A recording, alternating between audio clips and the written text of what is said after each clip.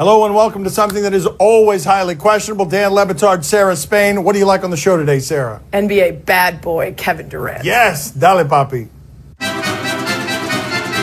Was last night's football game too violent to be entertaining? The reaction to this football game has been really fascinating. When you've got John Gruden, who is a cheerleader for the sport, saying he was disgusted by everything that he saw last night because the science now has gotten to a place where we know more than we ever have, and the responsible thing to say is this is all bad. But this is the football game I fell in love with. This is the sport I fell in love with. Blocks like that were legal 5 years ago. They're not anymore. But they were. That was a good hit 5 years ago. And now we're going to show you another one here. This was a work of art here. This is the sport I grew up loving. Antonio Brown in the end zone. To me, this is like a Leroy Neiman painting here where he's happy. His face might be in the other end zone. Here come the flags, but he's celebrating in the middle of all that violence. I know that all of that looks bad, and I know the science tells me I'm not allowed to like it anymore. But that's what the game looked like, and the game looked like that when John Gruden was winning championships in it. Right, and just because John Gruden won with a game like that doesn't mean he can't evolve like the rest of us. Not only is he saying that because presumably like the rest of us, watching this hurts now, and not because we understand the physical pain, but also the years of pain and trauma that it might be causing. But John Gruden also understands that this sport is going nowhere and dying a fast death if they don't adjust. And if players don't respect their opponents and the game the same way that the league wants to now to protect itself, it's going nowhere. When you have Antonio Brown saying afterwards that that's karma for that Juju Smith-Schuster hit, that's problematic because that's him saying he doesn't care whether it's illegal. He doesn't care whether it caused a concussion. It's karma. The players have to care. John Gruden has to care, coaches, the league, everyone, because if it continues like this, no one's going to want to watch. I do think that one of the things that was interesting from last night, if you go through last night, we were all made uncomfortable by something that is always threatening and lingering around that sport on Saturdays and Sundays, which is when a guy is on the field and you think he's been paralyzed. If that game didn't have that in the middle of it, we wouldn't be reacting the way we are to those two hits. Bigger cause for concern for the Warriors, Steph's sprained ankle or KD's third ejection? All right, they were down by 20 at the half yesterday and stormed back on the road against the Pelicans to win by double digits because they're great, even though KD got ejected for the third time in 18 games and Steph Curry left with an ankle injury, and Steph's ankle's got to be... Don't watch it. Don't watch it. Don't watch it. That ankle injury has to be the worst because his ankles are the reason that they were able to get him for 4 years, $44 million. His ankles and the worries about him are the reason that he was the greatest value in the sport the last few years. There's nothing more important than that on that team. Yeah, absolutely. It's much more about Steph Curry's ankle. I'm not really worried about Kevin Durant becoming the next big bad boy in the NBA. This is a guy who we're suddenly realizing is more sensitive, is more introspective, is more concerned about his image than we ever thought before. We didn't really know much about Kevin Durant, so we filled in all the holes with a nice, easygoing guy who isn't, disturbed by anything. And now we're realizing this is a guy that's got a lot simmering under the surface. I don't think that means going forward we're going to see this all the time, but I'm also not buying his, I intentionally get ejected late in games. I have enough control to do that. Well, then stop getting ejected at all, dude. One of the things that I think is interesting about everything that's happened with Kevin Durant is on the court, it's gone how he's expected. They're fun and he wins all the time. But off the court, I think he expected to get all those Twitter eggs applauding him and celebrating him, and he is sensitive and he is angry. This doesn't feel much like joy from a guy who's got nothing but joyous results. Well, and if you've been great your whole life and people around you have been celebrating you, and then all of a sudden you make a move that's incredibly unpopular and realize there are a lot of people that don't like you, all the championships and MVPs in the world might not make you feel okay if you're the kind of guy that's as sensitive as he is. We're seeing it. Is LeVar Ball making a big mistake by taking LiAngelo out of a school? Let me take this one, Dan. Yeah, so this guy LeVar, first his kid causes an international incident that requires the intervention of 2 presidents. He comes back from said country, an international incident, and LeVar says no big deal, it's not a big deal. Then he barely sits to serve this indefinite suspension that no doubt would have been almost immediately ended so that he could participate in important conference games. And he says he's been punished far worse here than he was even in China. I'm pulling him out of school. I can get him back better for the draft than anybody at UCLA could. This is a guy, mind you, that doesn't seem to know anything about business or basketball. And then he says he doesn't even bother telling UCLA that he's taking his kid out of it because they didn't tell me anything about what? This indefinite suspension that's still ongoing because your kid hasn't learned a darn thing from causing an international incident because you said it was no big deal. So is he causing problems here? Yes. And also, how's his third kid going to get into UCLA when you've created this schism that they're never going to welcome the Ball family back? Okay, she is really agitated about LeVar Ball. Her LeVar Ball impersonation, one of the worst impersonations I've ever heard across the history of impersonations. Regardless, she's right about the general idea that this guy has gotten so annoying at this point that I don't think he's got many backers. But I will say this in his defense. If there's a situation where he can exploit his kid instead of UCLA exploiting his kid, he's going to choose the spots where he can exploit his kid, and he's not going to let others do it for him. But he's probably going to fail at it, kind of like he failed at sending those shoes 7 months later, and it's not even the shoe you ordered, and people probably aren't even going to keep them, and they're going to return them. I'm still waiting for that shoe, LeVar. Am I going to call customer service and get LeVar on the phone? So. Because 7 months ago, I bought 4 shoes from you, and I still haven't gotten them. I've got a notice in the mail that says they're coming, and they're going to be different than what I ordered. I want to call LeVar on the phone. Customer service. Hey, they said that he might play overseas. That's right. I don't think that he should play in China. Nope, probably Oh, not. no, that's right. There are a lot of options. Not there. No, not there. Is Jim Harbaugh's act losing luster? Okay, he is still being prickly. He is still getting agitated by things on Twitter, using social media. He didn't like that Mark D'Antoni said something very benign, innocuous about wanting to beat Michigan. And he writes, saw Coach D comments on continuing to focus on how he can beat Michigan. Congrats on turning around the 3-9 team plagued with off-field issues.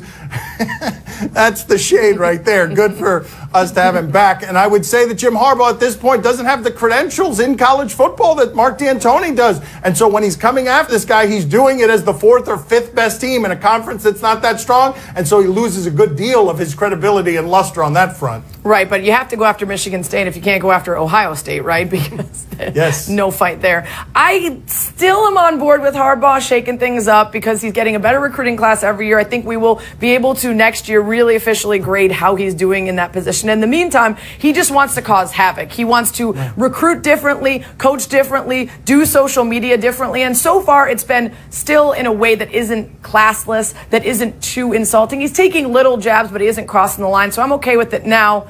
But he's got to start winning. Yeah, but everything she's is so okay right when you're winning. He is going down on the pecking order, right? The next up, he's going to, after he loses to Michigan State, he's going to go after the Citadel. It's going to be like, what do you guys got?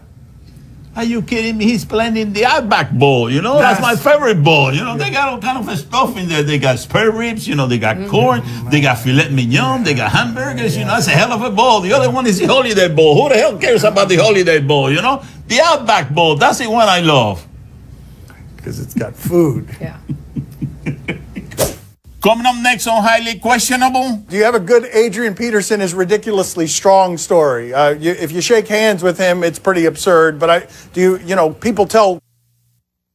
Joining us at the beach today, Alvin Kamara. This guy's a bad man. He breaks a lot of tackles. Currently tied for the league lead in touchdowns, and the Saints play the Falcons Thursday night. Let's talk to him without Sarah. What do you remember about the transitions that you made in college, about the culture shock of going to some of the places that you ended up? Man, so starting off at the University of Alabama, first out of high school, and then, I mean, it was just a big jump, you know, first time away from your mom's house or your parents' house, just being in the atmosphere where, you know, you're not used to. And then just going, transferring from there and going to a junior college, Hutchinson Community College. And I, like, never been to the Midwest, kind of in the middle of nowhere, like, Southern kid. I have never seen snow like that in my life. It was different. I'm curious, that weight room, right, was smaller than your high school weight room? Oh, yeah, What were you thinking to yourself and your football career when you walk into the community college and you realize, man, I'm far away from my dream? Man, it was a lot of nights where it's like, man, like, is this what I'm doing? Like, is this is this it? You know, but just had to stay focused and believe in what I believed in, stay grounded in my morals and you know, push through it, and I made it out. What was the hardest time for you specifically in Kansas? Like when you're there and you're far away, what were the specific difficulties in that? Man, specifically, I mean, out there, you know, you don't have, it's not really like, coming from Alabama, it's not the same support. So I got out there, it's like you got one academic advisor for the whole team. So, I mean, really for all sports. So I'm out there, you know, I'm trying to make sure my credits align for these classes so I can transfer out in time. And, you know, I'm trying to make sure everything is in order as far as football. And I'm at the same time just like wondering why I'm out here, how did I get to this point in my life? But, you know, just I think that was the most stressful thing, just having to juggle those credits in the back of my head, like, while I'm playing. It's like, all right, well, if I don't do well in this class, then it's a possibility I might have to stay here longer. And there was some times where I kind of messed up. I ended up failing a class or a class or two, and it was looking like it was looking bad for a second. And I had to put it in the overdrive during the season. I had to take about 25 credits, like, to be able to, you know, get up out of there. But I just had to, you know, keep my support, keep talking to my support, you know, my mom, my family, friends, and stay grounded and do what I had to do. It sounds like you were pretty close to giving it up. It sounds like you were pretty close to being done with this. Man, it was hard. It was I will say that it was definitely hard, but you know, everything happens for a reason, and I'm thankful for what I had to go through. Do you have a good Adrian Peterson is ridiculously strong story? If you shake hands with him, it's pretty absurd. But you know, people tell crazy weight room stories about that guy. Oh man, his heavy leg day is pretty impressive. I mean, he goes in there and squats a lot of weight after practice, like on his leg day. But I mean, before the season started, we had MMA. Like we had some MMA guys in. We were doing kind of some MMA work, and you know, we partnered up and we were doing just like a little MMA drill. And I knew he was big, but the man is big. The man is strong. Like, he got a different type of strength. Well, hold on. Tell me more about this story. How did you get involved in this, and what happened? So really, it was him and Mark that were partnered up, and you know, you put your hands behind your back, and you kind of like you pretty much shoulder to shoulder with each other, trying to kind of gain positioning and use your weight to, you know, position yourself in the good position. And then there was another drill where this was the one where I was like, this man is strong. You kind of you gotta get your arms around each other, like, and hold and grapple without the other person like locking. It was no way getting around him at all. And he's also got that rage about you're playing the same position and you're going to take some of my touches, and so he's got all that. Nah. And it's turned out that you're getting a lot of the carries now. So be careful if he does that to you now. Okay, be very careful about that. No doubt. All right, now comes the good stuff. This is the stuff you've been waiting for, Alvin. Yeah, we got the guy in here. You've tolerated me long enough. Bobby, what do you got for him? What do you got for him? Yes, Alvin, how did you end up in Amigos musical video? Man, those are my boys. You know, my uncle owns a record label, and he that's one of his clients. So you know, those are my friends. I just got done talking to Quavo about 30 minutes ago. Oh, they like my father. I love Migos. Call 844-574-1999. Walmart. Highly questionable is broadcast from the Clevelander Hotel on beautiful South Beach, Miami. Time to play the game that has aged like a fine wine. Do you question? You give us topics and events, we question them. Do you question if Herm knows what the ASU mascot is? Oh, I can see where my father would stop on that speed bump, see the word ASU, the letters ASU, and think that was something else. Anyway, Herm Edwards is old. He's 63 years old. Do you think he knows the Sun Devils in Arizona State? Next question. Yes, sir.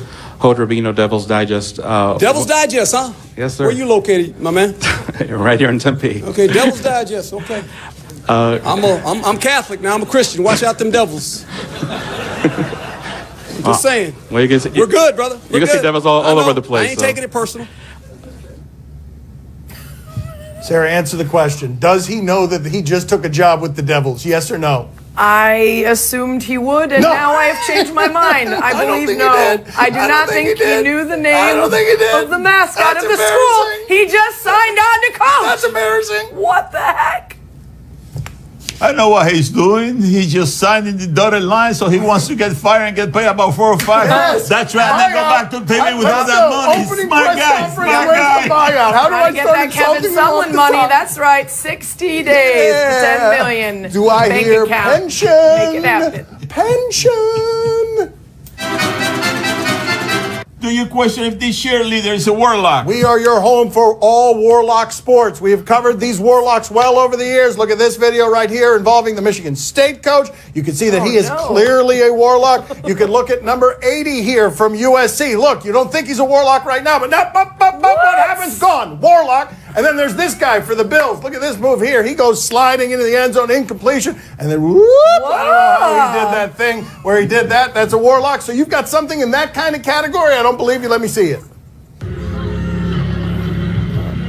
What? Oh, it's because you don't have something that is quite in that category. That is just an optical illusion. That is not a stair or an ability to jump on a stair. That is just someone who can hold her right leg still. That's all that is. That's not a Warlock. Why am I so impressed? This is not so easy to do, though. Oh, what's not so easy to do?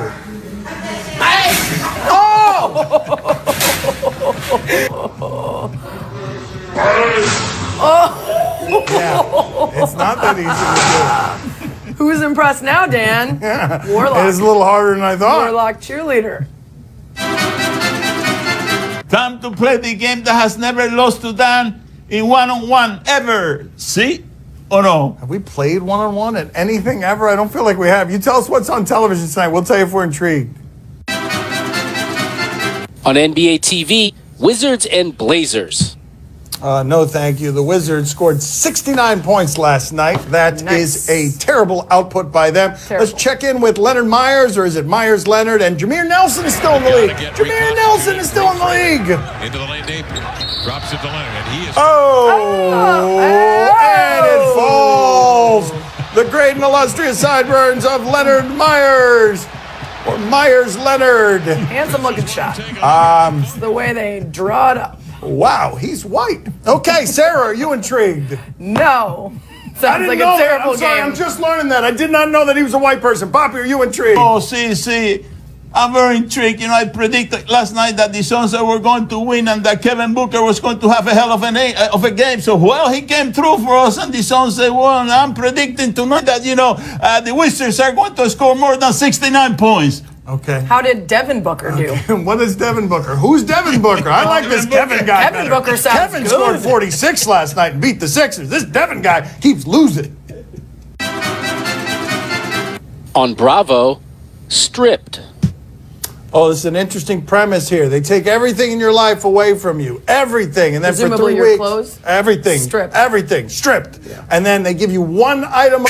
There's a part of me that feels like I would do this all again to feel what I feel right now. There is happiness and freedom in not having anything. Things are replaceable, but love isn't.